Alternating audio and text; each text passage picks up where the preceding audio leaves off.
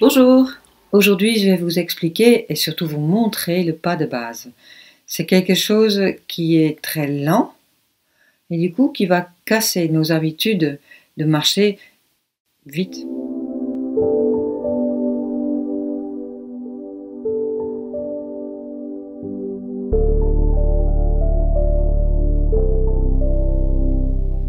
Vous allez voir que quand je fais un pas, je fais le pas plutôt sur le côté pour qu'il y ait toujours un bon espace entre les jambes.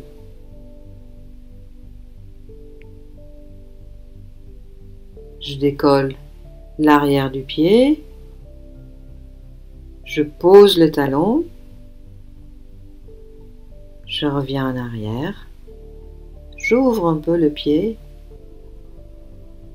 et je fais le pas suivant, toujours plutôt sur le côté.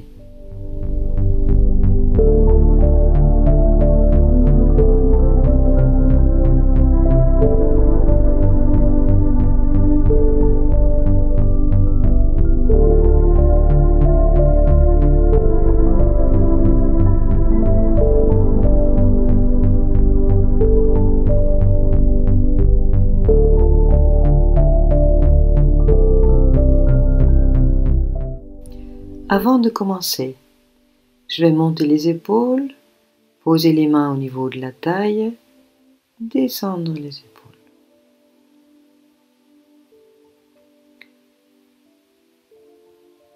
Ça me permet d'être tranquille avec le haut du corps pendant que je travaille avec mes jambes. Alors vous pouvez aussi laisser tout simplement les bras ballants.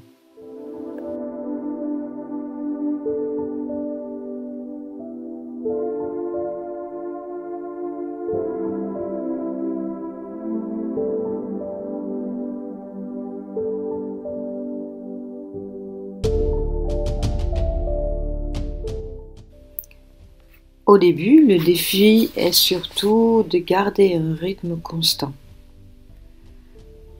La jambe qui revient à la même rythme, la même vitesse que le reste du mouvement. On aura tendance à ramener la jambe un peu plus vite, tandis que essayez d'avoir ce même rythme, cette même lenteur pendant tout le trajet.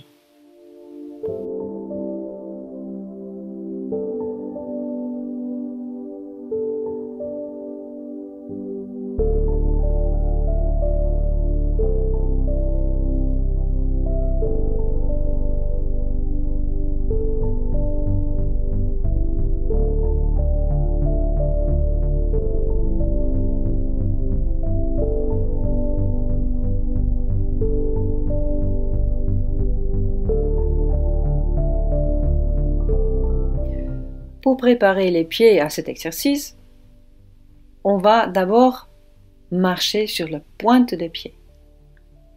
Avant, arrière, on s'amuse. Et puis, talons. Pareil, on fait des petits tours. On va chercher à droite, à gauche, on peut même reculer. Et voilà, suivi par le bord extérieur de ses pieds. On marche de cette façon-là. Et puis après, comble de l'élégance, on va marcher sur le bord intérieur de ses pieds.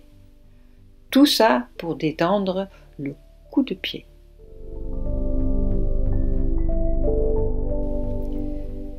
Je vais commencer à marcher vitesse normale, quelque chose qui me va bien. Et puis, au fur et à mesure, je vais ralentir de façon consciente.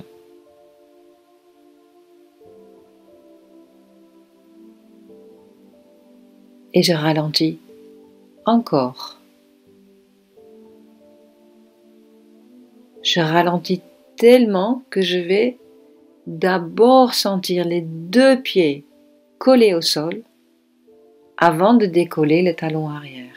Les deux au sol avant de décoller.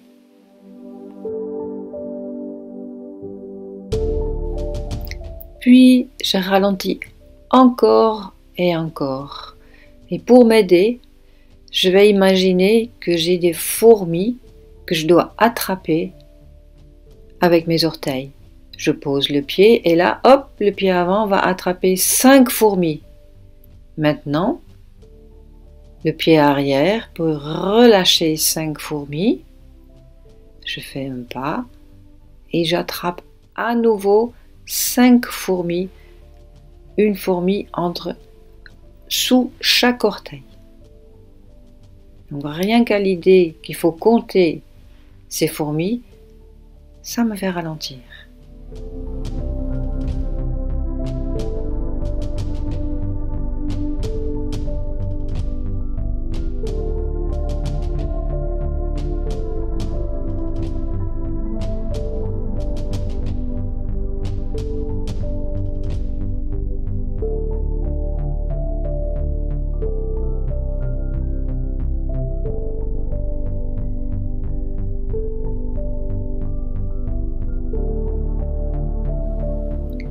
Puis on retrouve ce que moi j'appelle l'exercice de la terre glaise.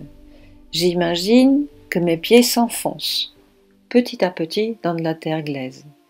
C'est gluant, ça me retient, je peux bouger tout mon corps, mais mes pieds restent comme fixés au sol.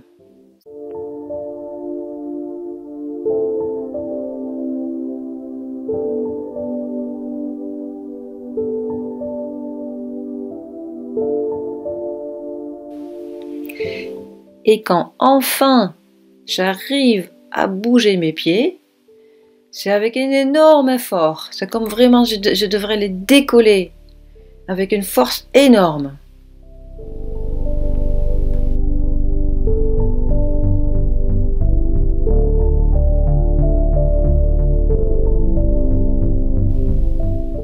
Et pour terminer, je vous montre de nouveau le pas de face.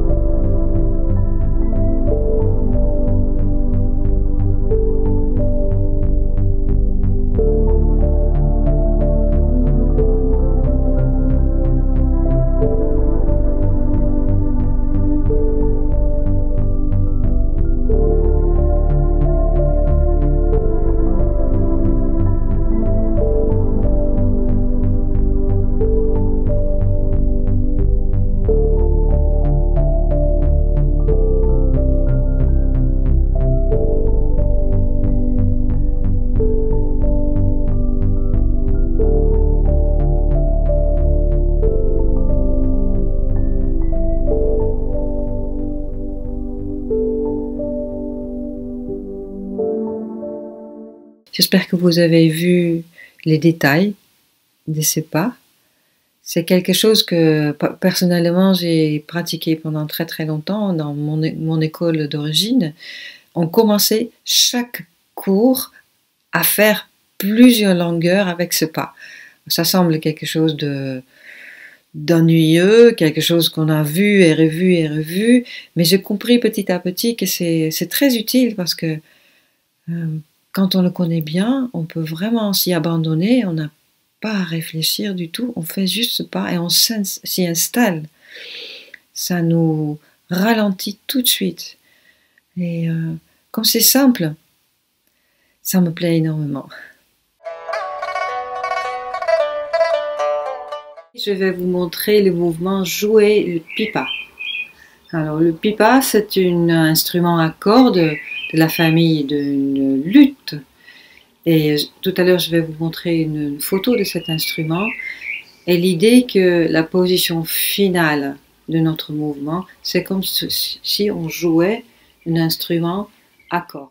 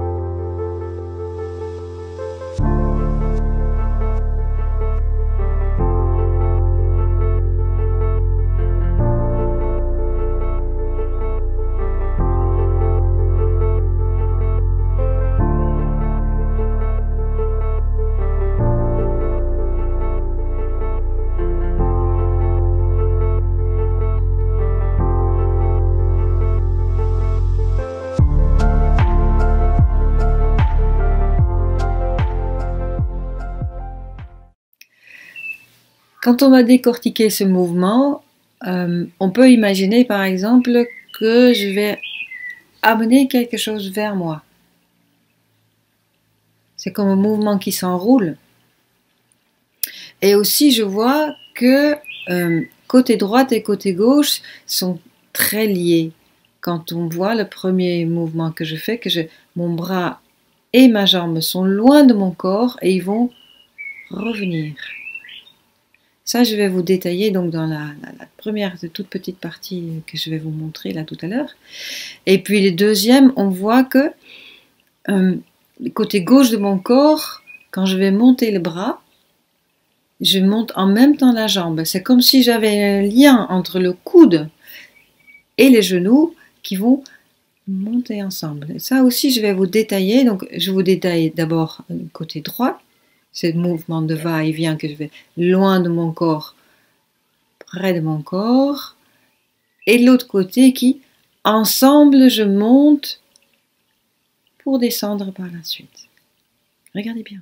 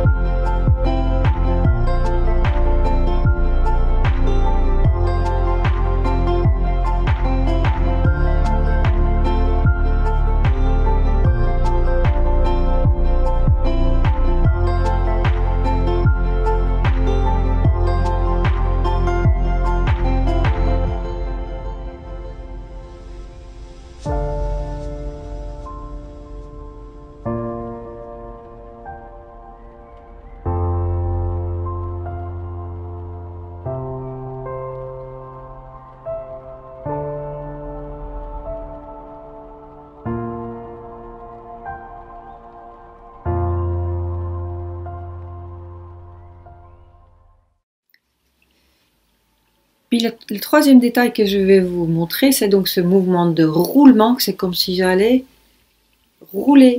enrouler quelque chose vers moi. J'appelle ça aussi par exemple le pêcheur qui ramène un fil vers soi. Essayez de le faire plusieurs fois pour avoir vraiment la sensation de ce mouvement qu'on peut, à un moment donné, arrêter.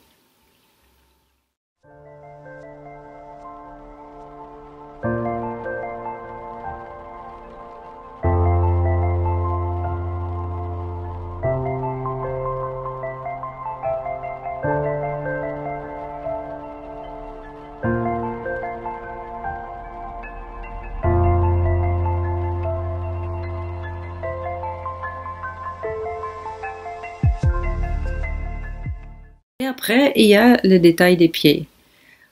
Vous allez voir, c'est le mouvement qui s'apparente beaucoup, c'est un pas qui s'apparente beaucoup au mouvement intermédiaire qu'on a déjà vu, qui est la grue blanche.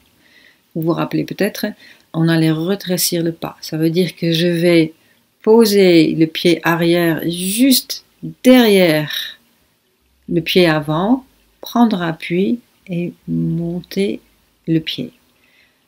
Alors là, où pour le mouvement intermédiaire, la grue blanche, je pose pointe de pied, là je vais poser très légèrement, sans y mettre sans y mettre du poids du tout, le talon. Un peu plus tard, on va voir pourquoi on pose ce talon.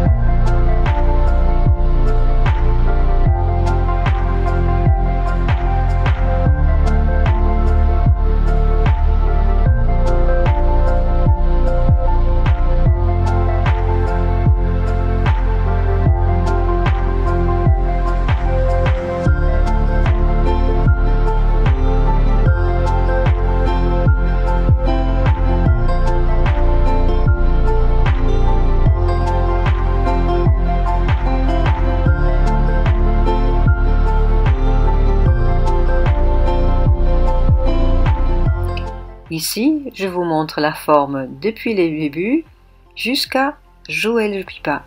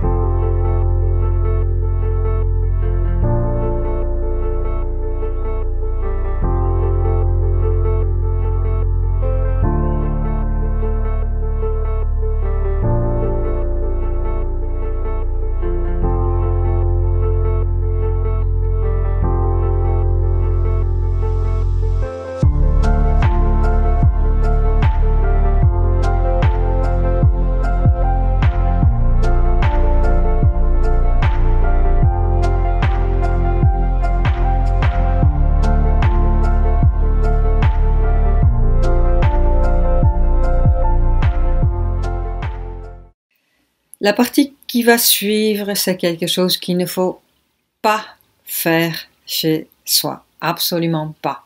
Je vous montre ça pour montrer l'efficacité de ce mouvement qui a l'air totalement anodin, mais vraiment, il faut vraiment pas le faire chez soi. On va vous montrer l'application forte. Donc c'est Stéphane qui va me donner un coup de poing. Je vais recevoir ce coup de poing. Je vais lui prendre son bras et en fait, je vais essayer de déboîter son épaule. Et là, vous allez voir pourquoi j'ai posé le talon. En fait, le talon me sert à tenir le pied de Stéphane sur place pour qu'il ne puisse pas bouger. Et moi, je peux tranquillement lui déboîter son épaule.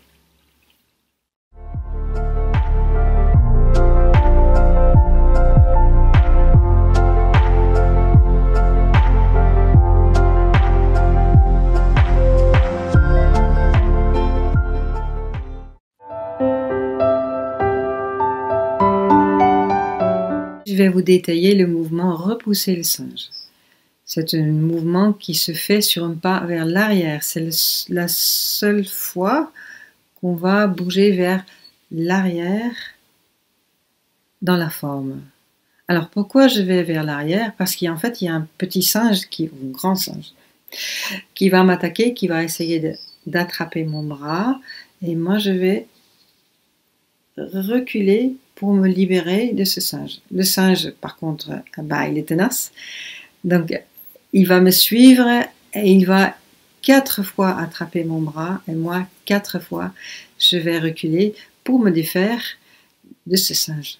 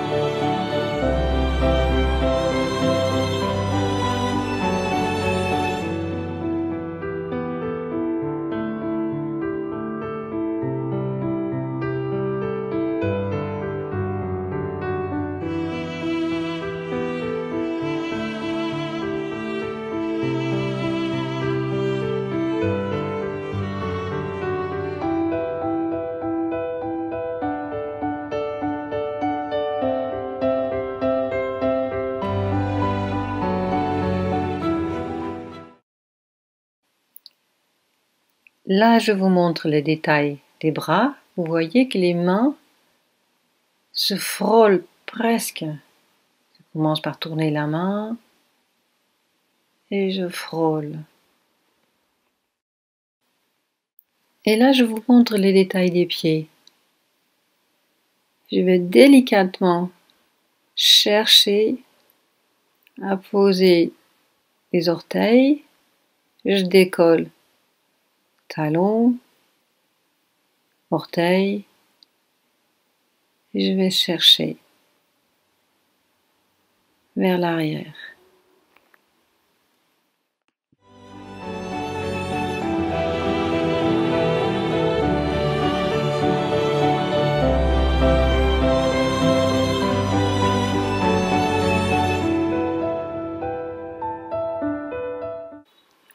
Quand je recule, je vais essayer d'avoir toujours un espace entre mes deux pieds.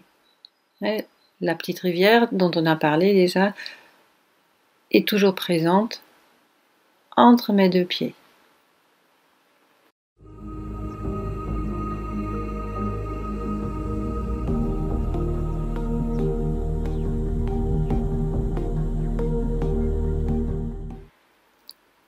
J'essaye donc d'éviter de croiser. Vous voyez, c'est pas top pour la stabilité.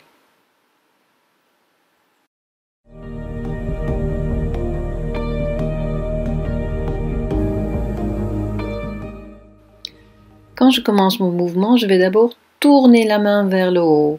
Je fais ça pour affaiblir la prise du singe. Vous allez voir tout à l'heure dans l'application, c'est très efficace de d'abord tourner. Là, vous allez découvrir l'application avec un partenaire. Donc, en l'occurrence, là, c'est Stéphane qui joue le singe. Et moi, j'essaye de me défaire 4 fois de cette prise. Je tourne d'abord la main, je pose et je recule. Et puis, c'est à moi de jouer au singe. J'essaye de suivre Stéphane de plus près pour toujours être prête de réattaquer encore une fois.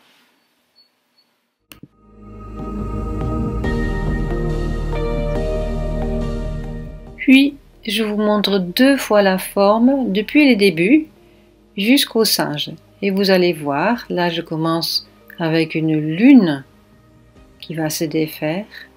Et à la fin de tout ce mouvement, je me retrouve dans la même position, toujours avec une lune.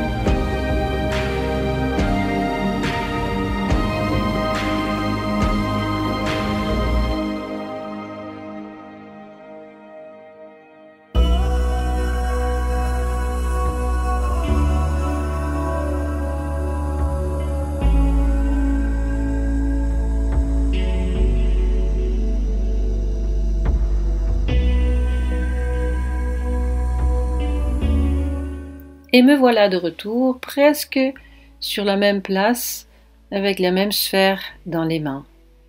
Je le refais une fois. Vous pouvez voir d'autres détails.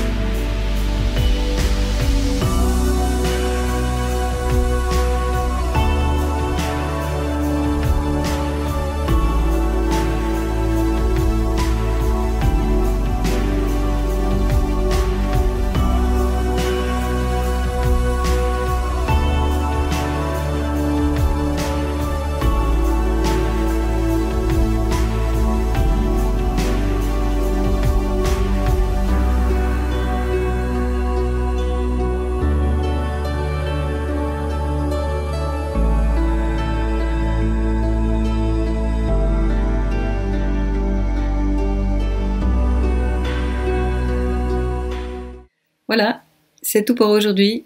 À très bientôt!